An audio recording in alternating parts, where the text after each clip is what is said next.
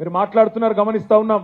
కేసీఆర్ గారికి దాదాపుగా 70 ఏళ్ళు తెలంగాణ తెచ్చిన నాయకుడు, 14 ఏళ్లు తెలంగాణ కోసం పోరాటం చేసిన నాయకుడు, ఆఖరికి చావు నోట్లో తలబెట్టి తెలంగాణ రాష్ట్రాన్ని తీసుకొచ్చిన నాయకుడు.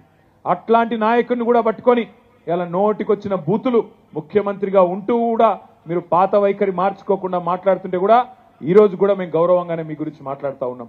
కానీ ఇదే వైఖరి కొనసాగితే రేవంత్ రెడ్డి గారు మాకు కూడా భాష వస్తుంది, మాకు కూడా నోరుంది, మాకు కూడా ఎట్లా ప్రయోగించాలనో ఎట్లా విమర్శలు చేయాలనో నీ భాషలో నీకు ఎట్లా సమాధానం చెప్పాలనో మాకు కూడా తెలుసు.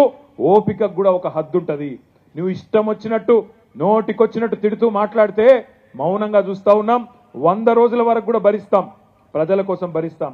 కానీ మార్చి 17 తర్వాత మాత్రం తప్పకుండా నీ మాటకు అగర్ ఆప్ ఈంట్ సే మారేంగే तो हम पत्थर से जवाब देंगे, ఇటుకతో కొడితే రాయితో కొట్టినట్టు సమాధానం ఇచ్చే సత్తా మాకుంది.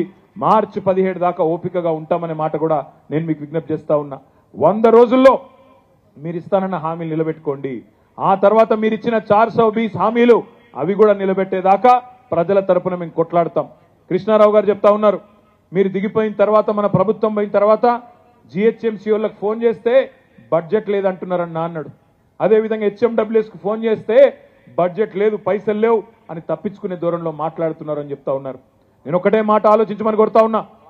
గత 10 ఏళ్లుగా ఈరోజు ముఖ్యమంత్రి గారు మాట్లాడుతున్నాడు, ఈయన రేవంత్ రెడ్డి రేపు కేంద్రంలో పార్లమెంట్లో అక్కడ కాంగ్రెస్ వస్తేనే మీకు ఇచ్చిన హామీలు నెరవేరుస్తా అని మాట్లాడుతున్నాడు. నేను అడుగుతా ఉన్నా, ఆలోచించమని. 10 ఏళ్లలో మోడీ గారు ఏమైనా మనకు సహకరించిండా? మోడీ కనీసం మనకు ఒక రూపాయి ఇచ్చిండా? అయినా మనం పని చేయలేదా? ప్రజలకు ఇచ్చిన ప్రతి మాట నిలబెట్టుకోలేదా? ఇచ్చిన హామీలే కాదు, ఈయని హామీలు కూడా నిలబెట్టలేదా కేసీఆర్ గారు? మరి ఇలా ఈయన మాత్రం ప్రజలకు ఇచ్చిన హామీలు నిలబెట్టడానికి నెరవేర్చడానికి మాకు కేంద్రంలో కూడా ఓటేయాలని మాట్లాడుతూ ఉన్నాడంటే ఇది రాజకీయ దివాలా కోరతనం కాదా? ఆలోచించమని చెప్పి నేను కోరుతా ఉన్నా. 20,000 లీటర్ల వరకు హైదరాబాద్ లో మంచినీళ్లు ఉచితంగా ఇచ్చిన ఘనత మన ముఖ్యమంత్రి పెద్దలు కేసీఆర్ గారిది.